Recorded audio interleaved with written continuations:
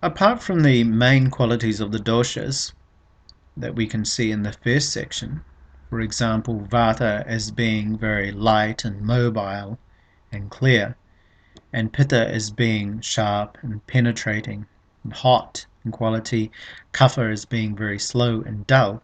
In Ayurveda, we recognize 20 main gunas or qualities from which these doshas are made up of, and some of them, as I've noticed, you've already seen. We're going to go through these 20 gunas now, first with the Sanskrit word, and secondly in the English translation. Avila. This means cloudy or turbid.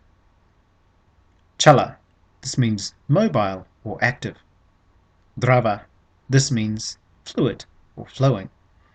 Guru. This means heavy or dense. Hima. This means cold. Katina. This refers to hard. Kara. This means rough. Laghu. This means light. Manda. This means slow or dull. Mridu. This means soft. Pitchala. This means slimy. Ruksha.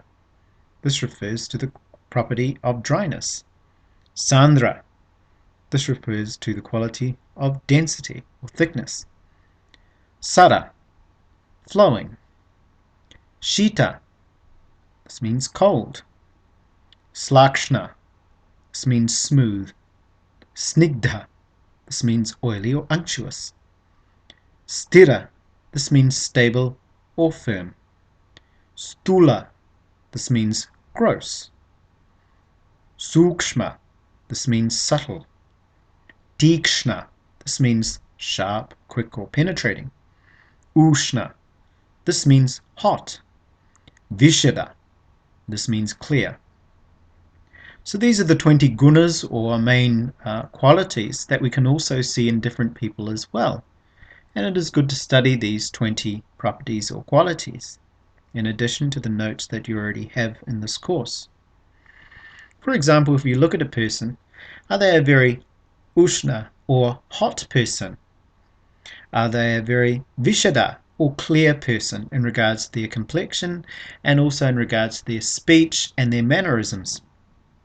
Are their actions very slakshna, very smooth?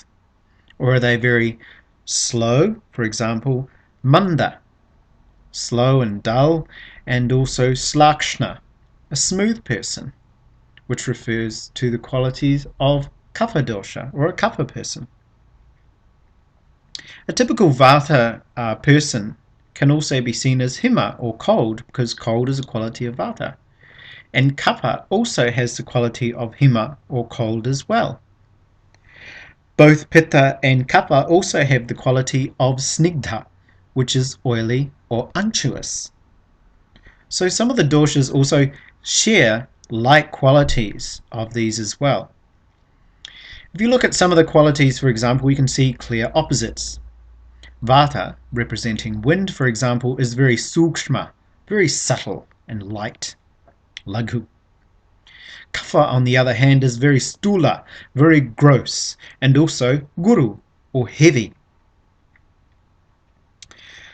Vata is also very kara, very rough, and laghu, light. Whereas in the opposite side, we see that kapha, as I mentioned before, is very slakshna, very smooth. And it is also guru, very heavy.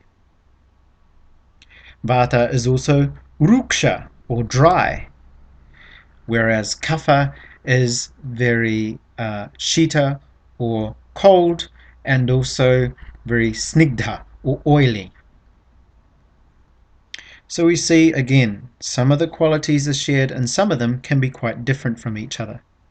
And it's good to assess these different qualities in people as well as assessing simply the doshic aspects of a person, because these become more prominent and more important when looking at a person. As I mentioned before in the discussion under constitutional analysis, it is important to also look at the different elements that a person is made up of.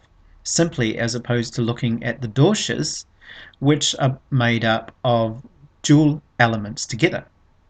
For example, as I've mentioned, and as you'll see in the notes, Vata is composed of ether and air. Pitta is composed of fire and water. And Kapha is composed of water and earth. So start assessing these qualities in people and start to see some of these things in people.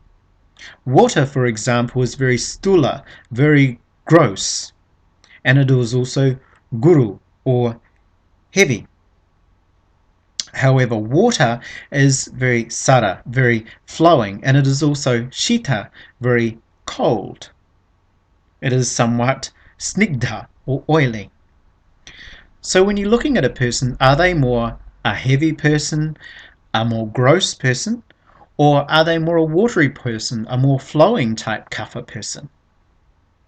With Vata types, see if they're more a ruksha person, a very dry person, or are they a very laghu, a very light person, a very ushna, very some people can be very ushna, very hot, for example, in their mind, but otherwise they might be very sukshma, very subtle, and other traits as well. Their body might be very, for example, very sukshma, very subtle. And so we can also assess the mental constitution of people quite differently as well, and examine this aspect in the Aushad Rahasya ebook as well, under the different traits of the doshas relating to the mind, because there are different types of mental constitution as opposed to the physical constitution, simply because the mind is much more sukshma, much more subtle itself, so it can change. Various karmic factors and astrological factors can also be seen. So for example, some people may be a Vata Kapha type person, so they might have the qualities of ruksha, dryness as in dry skin. They might have the qualities of a somewhat sukshma or subtle mind. Their body may be more stula, more gross, and then at other times it may be more snigdha, more oily, depending on the seasons, which are typical Vata Kapha traits. However, their mind could be more ushna, more hot, more tikshma, more sharp and penetrating, which are more qualities of pitta. So it's not unusual to see a person of a Vata Kapha constitution with a more pitta predominant mind. And these also relate in the science of astrology to planets such as Mars and the Sun, which have a very pitta, very fiery energy. And again, these can be seen in the birth chart as well. We won't go into too much depth of Ayurvedic astrology, also known as the science of Jyotisha. We have simply covered it in the book itself, but do be aware of it, because as spiritual healers or counselors, we do need to be aware of these factors as well and how they can change. So start assessing people, both in their minds and also physically, based upon these different traits, or gunas, qualities. Go through the attributes of each of the doshas in the Aushad Rahasya ebook and start to assess people according to these, not simply according to the doshas themselves. And also start looking at them in regards to the elements as well, and this will give you a much deeper level of which to deal with when dealing with people constitutionally, and also in regards to their traits and how to use different herbs and practices to outweigh some of these excess factors. For example, if a person is suffering from ruksha or dryness, then we use the opposite, snigdha or oiliness and unctuousness. For example, using sesame oil, a very heavy oil, on a Vata person who is a very dry person. And Vata people also suffer from coldness as well. They have a quality of shita or hima, which is cold. And because of that, we need to have some ushna, some hot there as well, some heat, which sesame oil also has some heat within it, and especially we use warm oils on these people as well. So start thinking about these traits and start assessing people based upon these. It opens up an entire new level of Ayurvedic constitutional analysis.